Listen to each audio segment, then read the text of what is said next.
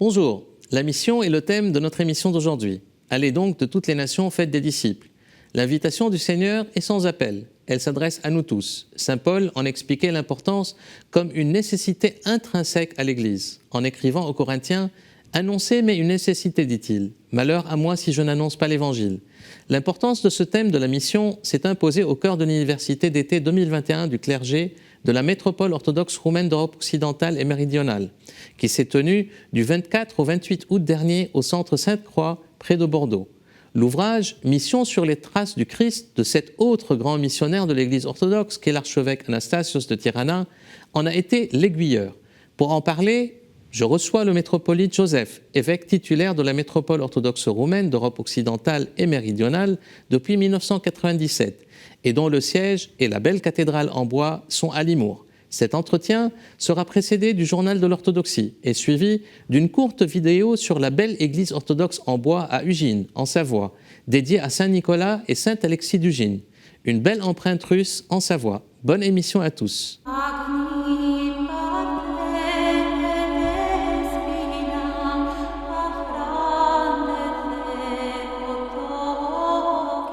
Fana, Istanbul, la troisième visite officielle du patriarche œcuménique Bartholomée aux États-Unis aura lieu du 23 octobre au 3 novembre.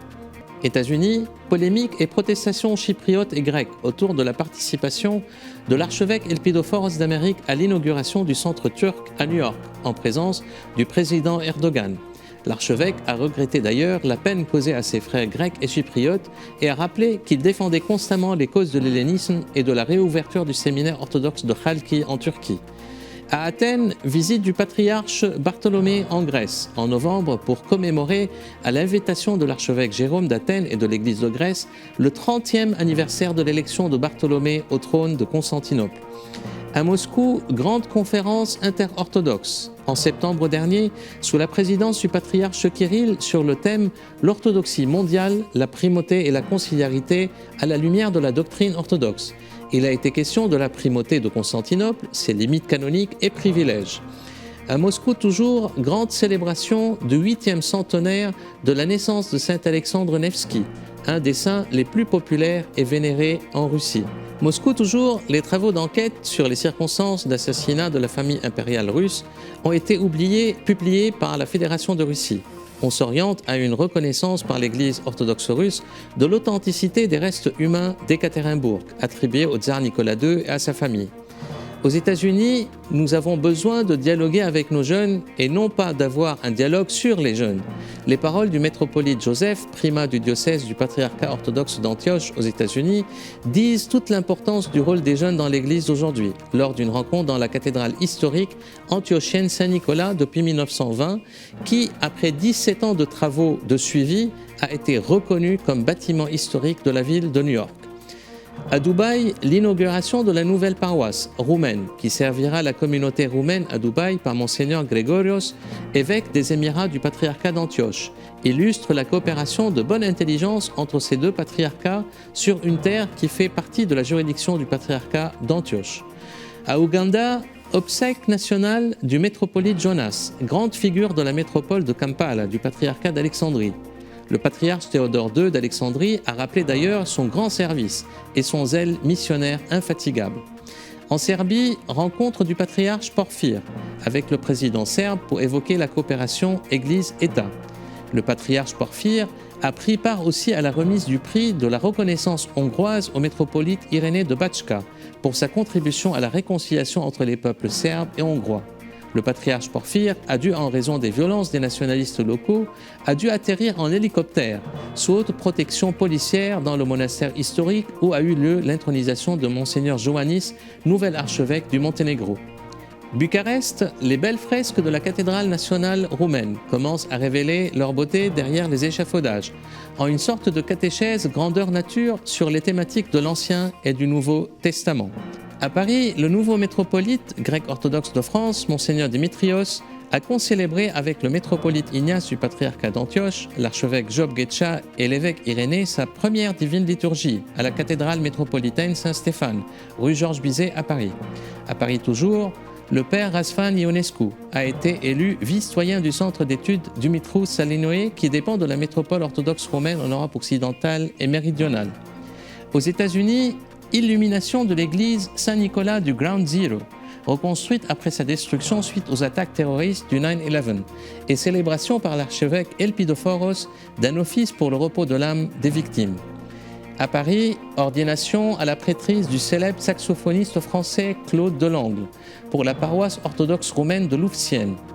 Au Mont Athos, retour de l'archimandrite Ephrem, supérieur du monastère Vatopédi, à son monastère après avoir été lourdement affecté par le Covid.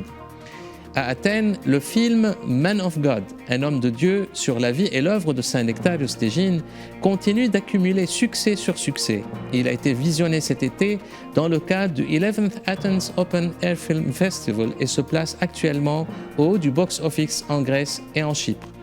Annonce Secret d'icônes, une exposition organisée du 7 au 21 novembre 2021 par le diocèse copte orthodoxe de Paris au siège du diocèse, au 2 boulevard Henri Barbus, 91 210 à Draveil. Publication La fin de la chrétienté de Chantal Delsol, philosophe et spécialiste du fait religieux aux éditions Cerf. Un excellent livre intéressant qui approche la question de la fin de la civilisation chrétienne et le retour du monde païen. Et là, nous vous proposons en diaporama une sélection en images de quelques titres des éditions Apostolia.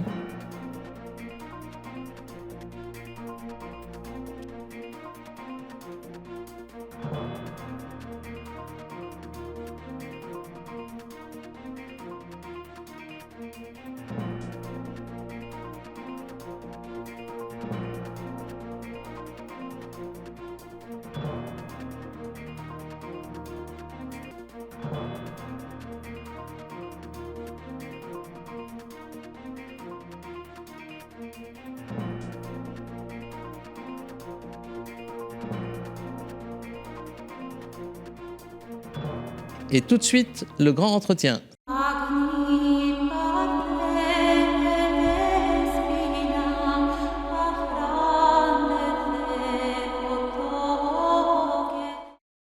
Comment les orthodoxes, écrit Monseigneur Anastase de Tirana, peuvent-ils proclamer l'enseignement de la résurrection et n'avoir pas la conscience du devoir d'annoncer à toutes les nations le triomphe du Christ, la libération de la nature humaine? L'invitation du Seigneur aux disciples et à nous, disciples des disciples, est sans appel. Allez donc de toutes les nations, faites des disciples. Saint Paul en explique aux Corinthiens toute l'importance de la mission d'annonce de l'Évangile, qui est consubstantielle à l'Église. Annoncer, dit-il, mais une nécessité. Malheur à moi si je n'annonce pas l'Évangile. Ce thème de la mission a été au cœur de l'université d'été 2021 du clergé de la métropole orthodoxe roumaine d'Europe occidentale et méridionale, qui s'est tenue du 24 au 28 août dernier au centre Sainte-Croix, près de Bordeaux. L'ouvrage « Mission sur les traces du Christ » de cet autre grand missionnaire de l'Église orthodoxe, qui est l'archevêque Anastasios de Tirana, en a été l'aiguilleur de cette réflexion. L'Église a-t-elle perdu le sens de la mission? D'Église missionnaire est-elle devenue une Église gestionnaire? Comment être en Église et ne pas être en mission? L'organisation paroissiale d'aujourd'hui est-elle un frein à la mission?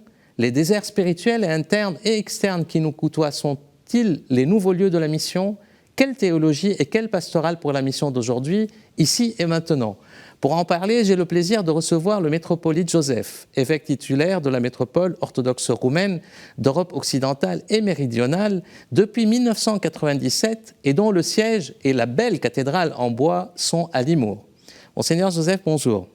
Bonjour Carole. C'est un vrai plaisir de te recevoir en fait sur ce plateau et je voudrais qu'on commence par le pourquoi de ce thème de la mission. Pourquoi vous avez choisi pour l'université d'été du clergé ce thème de la mission? Oui, ça nous préoccupe depuis très longtemps, depuis toujours, la mission. Surtout que ça brûle du fait que les nouvelles générations d'enfants qui naissent et qui sont baptisés dans l'Église, souvent des parents qui sont arrivés en France, par exemple, ou en Europe occidentale, ils ont reçu le baptême et après ils s'éloignent de l'Église. Donc si nous voulons avoir une Église demain, il faut l'avoir aujourd'hui. Et cette Église vivante, elle est soumise à la mission, une mission qui est interne à l'Église, et une mission qui est externe à l'Église. La mission interne nous pousse aussi vers l'extérieur parce que nous sommes membres de l'Église, du corps du Christ, qui vivons dans ce monde, ici et maintenant. Et tout le monde nous demande des comptes de notre foi. Et on ne peut pas répondre... Et d'en témoigner. Et d'en témoigner, bien sûr.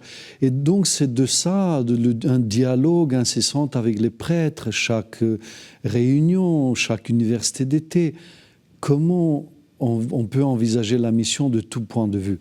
Et c'est comme ça que nous avons concentré notre université d'été qui, cette année, était destinée seulement pour le clergé. Oui.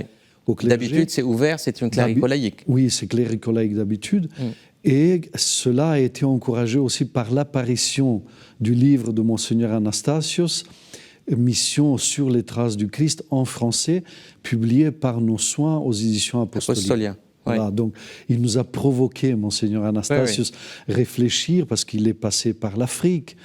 Il a une expérience missionnaire extraordinaire. Par la Grèce. Après, il a reçu cette église renaissante d'Albanie. Qui était en ruine. Qui était pas en ruine, inexistante. L'Albanie était le premier État athée dans le monde. Donc, aucune religion n'existait. L'Église, tout était mort. Donc, il a repris cette église et au bout de 30 ans, c'est une église florissante avec beaucoup de sagesse de la mission retrouvée là-dedans qui sont ces actions, le fruit de ces missions en Afrique, en Grèce et partout ailleurs. Alors, ce qui ressort du livre, qui est extraordinaire en fait de Monseigneur Anastasios, c'est qu'il revient là-dessus. Il dit que la mission est consubstantielle à l'Église. C'est-à-dire, elle est l'éthos de l'Église. Et si elle devient gestionnaire, l'Église, quelque part, n'est plus l'Église. Et donc, est-ce qu'aujourd'hui, l'organisation paroissiale, qui est ancienne, qui remonte au 4e, 5e siècle, des paroisses, est-ce que ce n'est pas, dans la manière dont c'est organisé, ce n'est pas un frein à la mission en tant que telle ? Parce que la mission, c'est une projection vers l'extérieur. Ce n'est pas une organisation de quelque chose qui a des limites géographiques et humaines. Tout à fait.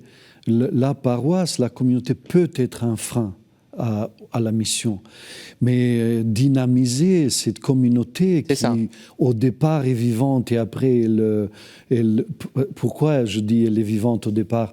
Parce que toutes nos paroisses, je parle des paroisses orthodoxes, elles se sont constituées au XXe siècle, au XXIe siècle.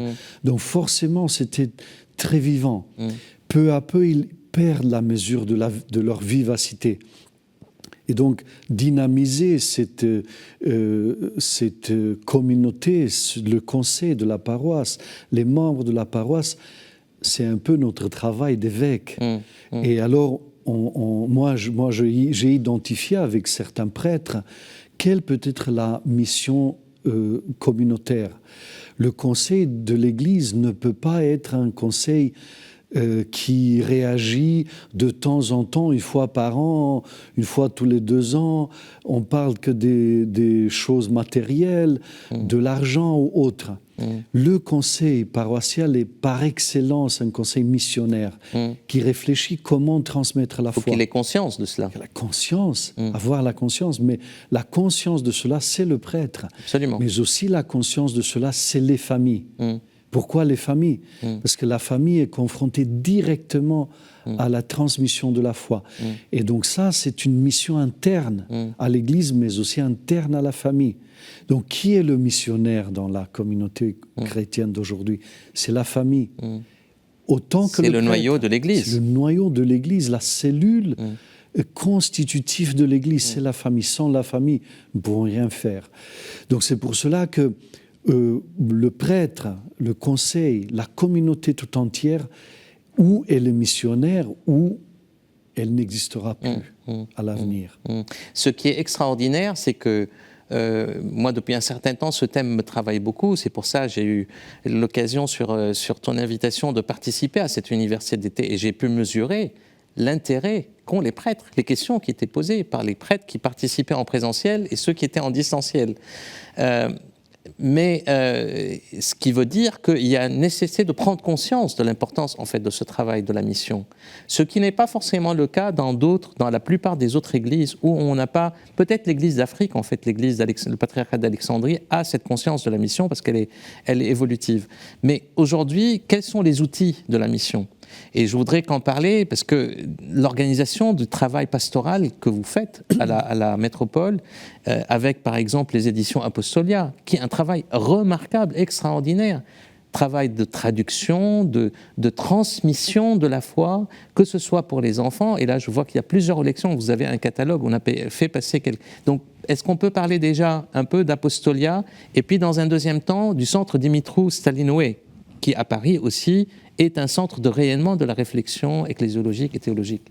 Alors, les outils de la mission, c'est très complexe. Notre premier outil de la mission, c'est la communauté, l'Église elle-même, la prière et la divine liturgie. Tout jaillit de la divine liturgie qui a ses racines dans l'Évangile, dans la parole même du Christ, qui nous unit à la parole de Dieu incarnée. Puisque la liturgie, la divine liturgie, c'est la rencontre avec la parole, le logos incarné, qui se donne à nous, le verbe incarné, qui se donne à nous entièrement. Il nous parle, mais aussi il se donne en nourriture. Donc c'est ça en premier. Mais il y a après la parole écrite, la parole vivante écrite. Et nous avons vu le besoin d'avoir la parole écrite, des éditions, publier des livres, parce que on vit à une époque où on lit pas beaucoup sur papier, on lit sur le virtuel, mais quand même, on pensait qu'on ne lira plus sur le papier, mais on voit que ce n'est pas vrai. Ça reprend. Ça reprend énormément. Donc on a constitué des éditions. On a nommé cette édition Apostolia. Déjà, pourquoi ? c'est un terme... Parce que c'est la mission, c'est l'apostolat de l'Église. C'est la diaconie par excellence de l'Église. Voilà. Elle ne peut pas vivre sans l'apostolat. Donc on a nommé Apostolia et on a commencé à réfléchir quel souffle donner à cela. Alors moi j'en ai ici une liste de des collections. Toutes les collections. Et quand on a commencé justement par souffle de vie, une première collection souffle de vie. Après, que crois-je ? Donc donner au monde d'aujourd'hui notre foi. Que crois-je ? Après, on est revenu au texte philocalique, parce que les textes philocaliques constituent la spiritualité. Philocalique, c'est la théologie de la beauté. La théologie de la beauté c'est le fondement, les racines de notre spiritualité orthodoxe. Après, on pense aux vies des saints, mais aussi une autre collection, catéchèse. Comment proposer la foi aujourd'hui ? Après, Memento, on s'arrête sur des réflexions des pères de l'Église sur certains thèmes spécifiques. On prend par exemple la paternité spirituelle ou l'amour de Dieu ou l'amour du prochain, la fraternité ou le martyrologe, la vie des martyrs. Témoigner aujourd'hui de la foi. Après, doxologie, comment on loue le Seigneur ? De quelle manière ? Donc on traduit, on publie des livres liturgiques.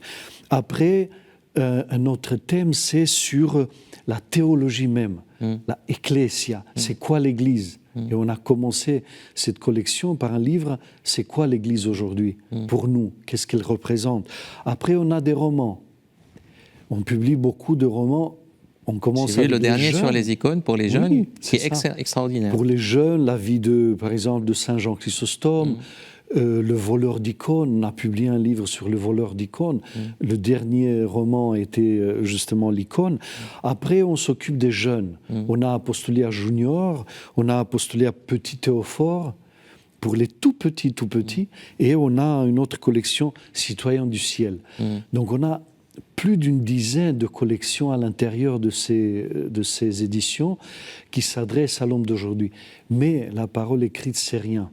Nous avons aussi un centre de formation continue des prêtres, premièrement, qui est le centre du Dimitrou Staniloae. Qui est un grand théologien de l'Église roumaine. Voilà, un grand théologien de l'Église orthodoxe. Exactement, pour l'Église orthodoxe, connu dans tout le monde orthodoxe, et qui y est proposé pour la canonisation pour 2025. Ce qu'il a écrit, c'est énorme. Donc on a pris... C'est encyclopédique. Encyclopédique, oui. Ouais. Donc on a pris son nom pour le donner à ce centre. Et ça, ce centre est sur Paris? Sur Paris, c'est à la cathédrale. Donc notre cathédrale, c'est la rue Jean de Beauvais. C'est la cathédrale ancienne, l'église ancienne roumaine à Paris, qui date de 1882, mais qui est sur les fondements de la première paroisse orthodoxe à Paris en 1853, qui était une paroisse animée par un prêtre qui est venu de Bucarest, de Roumanie, avec la bénédiction du patriarche de Constantinople qui desservait tous les orthodoxes de Paris. Extraordinaire. Mais il était roumain et c'était une paroisse roumaine. C'est après qu'en 1865, il y avait la cathédrale grecque et la cathédrale russe. Qui ont été construites après. Après. Ouais. Mais c'est ça qu'on a commencé. Donc on a fixé le siège de ce centre là-bas à la cathédrale et ça rayonne, on peut dire, dans tout le monde francophone. Roumanophone aussi, mais francophone, parce que c'est francophone. Tout à fait. Ce centre. On a aussi un module roumain, mais on a commencé cela il y a 13 ans. Comment on a commencé? Sur des plateformes Zoom, vidéoconférences. Vous avez devancé la pandémie. Voilà, dans des amphithéâtres virtuels. Quand la pandémie est arrivée, nous, on était là-dedans, on était prêts à le faire. Ouais. Et donc, on s'est rendu compte qu'on avait des étudiants de Moscou, d'Afrique, de Canada, d'Amérique, de Roumanie, très cosmopolite. Belgique, cosmopolite, mais tous apprenaient en français. Ils étaient enseignés en français. Donc, on s'est rendu compte que la parole écrite doit être aussi incarnée. Je disais aux professeurs et aux étudiants de cet institut, c'est ce centre, que si le professeur ne s'enseigne pas soi-même, il ne peut pas enseigner les autres. Donc le professeur ne vient pas devant les étudiants en disant « je vous enseigne, je m'enseigne ». C'est le cas du médecin, c'est le cas de l'avocat. Si l'avocat s'arrête de lire la jurisprudence, il ne pourra jamais avancer. Exactement. Le médecin, c'est la même chose. En tout cas, moi, je voulais qu'on fasse cette émission et un grand merci d'être venu. Parce que c'est emblématique de ce que doit être la mission de l'orthodoxie et son témoignage à l'intérieur même de la cité et dans notre monde d'aujourd'hui. Tout à fait. Et on le voit très bien, comme vous avez dit, par rapport à la parole, à la liturgie, qui est la source en fait de tout rayonnement. Puis il y a en fait la parole écrite, la parole traduite, les éditions Apostolia, ce que vous faites aussi dans le centre Dimitrios Sandinoé, est emblématique, je dirais, de ce que doit être la mission aujourd'hui. Exactement. Et c'est pour ça que je voulais qu'on fasse cet éclairage, et je vous remercie en fait d'être venu jusque-là. Et je pense, comme l'a dit le Seigneur, allez de toutes les nations, faites des disciples, vous êtes prêts? On essaye, parce que la mission extérieure de l'Église, c'est aussi de témoigner par ses fidèles dans le monde où nous vivons, le monde d'aujourd'hui. Donc, nous, on n'est pas là. Il faut qu'on soit lisible et visible dans le monde. Lisible et visible. Alors, je me permets de citer Monseigneur Anastasios, qui dit « La mission chrétienne n'a pas pour but de conquérir le monde, ni la transmission ou la promotion d'une égalité chrétienne de droit qui contrôlera tout. Son but n'est pas d'augmenter le pouvoir d'une Église organisée, mais c'est de servir le monde avec amour et humilité et d'offrir le salut. » Un grand merci pour ces belles paroles. Voilà, donc on est là pour ça. Absolument. On offre l'amour de Dieu au monde. Absolument. Et le salut. Absolument. Maintenant, la liberté de chacun est absolue. Et préservée et absolue. En tout cas, un grand merci, Monseigneur, d'être venu. Et là, on va regarder une belle vidéo sur la belle église en bois du Gine, en fait, en Savoie, qui est l'église russe. Et moi, je vous dis à la prochaine émission.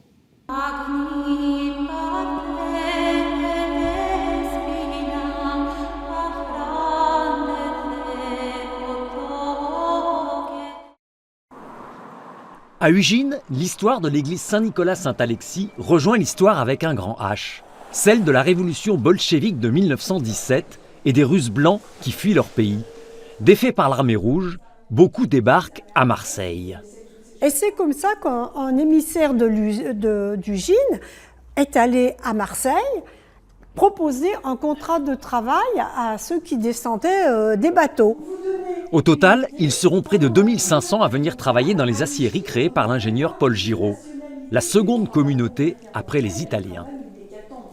Les premiers qui sont arrivés, c'était un petit peu des aristocrates. Il y avait un contingent qui arrivait en 1923 de 800 personnes. Et l'année suivante, ils ont demandé à Paul Giraud s'il avait un local à mettre à leur disposition de façon à reconstruire une église qu'ils ont appelée eux-mêmes leur petite Russie du Chine. Puis, les effectifs de la communauté déclinent. Un prêtre officie à l'église jusqu'en 1980, mais à sa mort, il n'est pas remplacé. À ce moment, à Ugine, il ne reste qu'une trentaine de familles d'origine russe.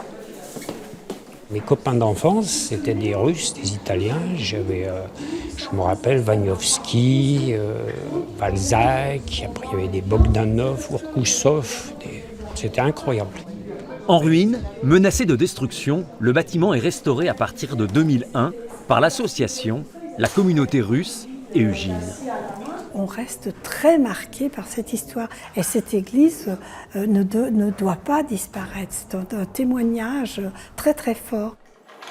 Prochaine occasion de venir visiter l'église, le 22 septembre, pour les Journées européennes du patrimoine.